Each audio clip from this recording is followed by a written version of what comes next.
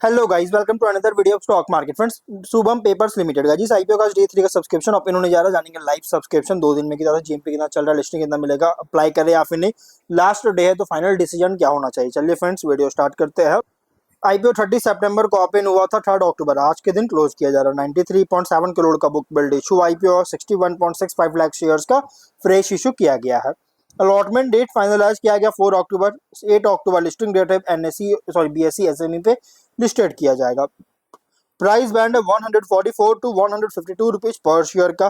800 shares की lot size.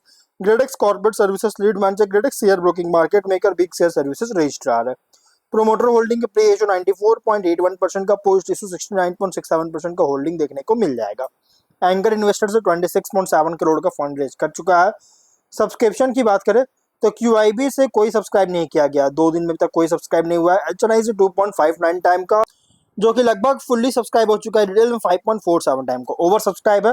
Total 3.29 time का over subscription देखने को मिल रहा है। ठीक ठाक सब्सक्रिप्शन है, देखिए ओवर तो, लेकिन उतना भी कोई खास सब्सक्राइब नहीं किया है।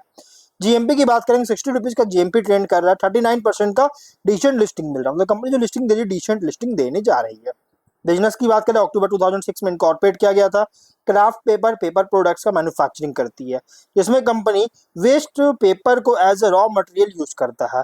31 मार्च के अकॉर्डिंग क्राफ्ट पेपर का इंस्टॉल कैपेसिटी था पर डे 300 मेट्रिक टन का, जिसका टोटल इनवल कैपेसिटी 93,600 टन का कैपेसिटी था, annual capacity.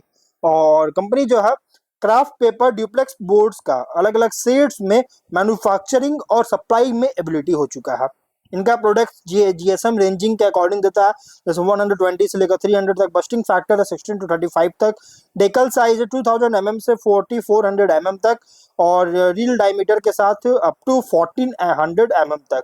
Additionally company large raw material storage facility भी मेंटेन करता है, जिससे सफिशिएंट रिजर्व्स को इंश्योर कर सके, और जिससे कंसिस्टेंट प्रोडक्शन जो है हाई क्वालिटी प्रोडक्ट्स का पैकेजिंग इंडस्ट्री के लिए ये इनेबल करता है। प्रोडक्ट्स ज़्यादातर अलग अलग इंडस्ट्रीज में यूज होता है, जैसे automobiles, textiles, FMCG, food, distilleries, pharmaceuticals, electrical and electronics, printing, जहाँ पैकेजिंग एसेंशियल होती है। ये ईएन सर्टिफाइड कंपनी है। इसके मैन्युफैक्चरिंग और मार्केटिंग के लिए पैकेजिंग पेपर का 2023 में जो सर्टिफाई किया गया, सर्टिफिकेट दिया था। कॉम्पिटिटिव स्ट्रेंथ की बात करें तो पेपर वेस्ट रिसाइकल और सस्टेनेबल पैकेजिंग सॉल्यूशंस प्रोवाइड करता है। और pumping, water pumping station, connecting pipelines में इन्वेस्टमेंट कर चुका है, जिससे एफिशिएंट वाटर डिस्ट्रीब्यूशन जो है फैसिलिटी के थ्रू आउट इंश्योर करती है। और जो कि एक स्ट्रैटेजिक लोकेशन पर है, थमी रबरानी रिवर के पास, जो कि सिर्फ और सिर्फ 6 किलोमीटर अवे इसका फैसिलिटी से एक डिस्टिंक्ट एडवांटेज भी प्रोवाइड कर रहा है, जिसके कारण ईआरपी टेक्नोलॉजी का यूज करता है ट्रैक और कंट्रोल, इन्वेंट्री को ट्रैक और कंट्रोल करने के लिए। फुल्ली ऑटोमेटेड मैन्युफैक्चरिंग प्रोसेस है, जिससे प्रोडक्टिविटी को इनहांस कर रहा है। सितंबर 24 के अकॉर्डिंग 500 परमानेंट एम्प्लॉयज कंपनी में काम कर रहे थे। फिनेंशियल की बात करेंगे तो 22 में 332.5 करोड़ का रेवेन्यू, 26 करोड़ का प्रॉफिट। 23 में 510.6 करोड़ का रेवेन्यू, 26 लाख का लॉस। और 24 में 496.9 करोड़ का रेवेन्यू, 33.4 करोड़ का प्रॉफिट है। फिनेंशियल इनकंसिस्टेंसी, क्योंकि टॉप लाइन में 24 में डाउन था, बॉटम लाइन में 23 में लॉसेस था। तो वैसे कंपनी का परफॉर्मेंस इनकंसिस्टेंसी देखने को मिल रहा है टॉप एंड बॉटम लाइन्स में।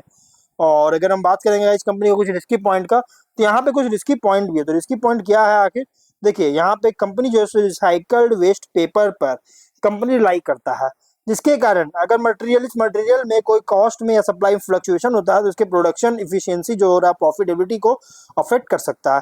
पेपर मैन्युफैक्चरिंग इंडस्ट्री भी हाईली कॉम्पिटिटिव, जो कि सेवरल प्लेयर्स है मार्केट में सिमिलर प्रोडक्ट ऑफर कर रही है, और इसलिए गाइस इसको मार्केट पोजीशन को मेंटेन करने में चैलेंजेस फेस कर सकता है, अगर प्राइसिंग और इनोवेशन के टर्म्स में स्पेशली देखा जाए तो। और पैकेजिंग इंडस्ट्री का भी जो मटेरियल का भी डिमांड जो है क्लोजली टाइड है अलग अलग इंडस्ट्री, जैसे एफएमसीजी, ऑटोमोबाइल्स, टेक्सटाइल्स जैसी इंडस्ट्रीज के हेल्थ पर।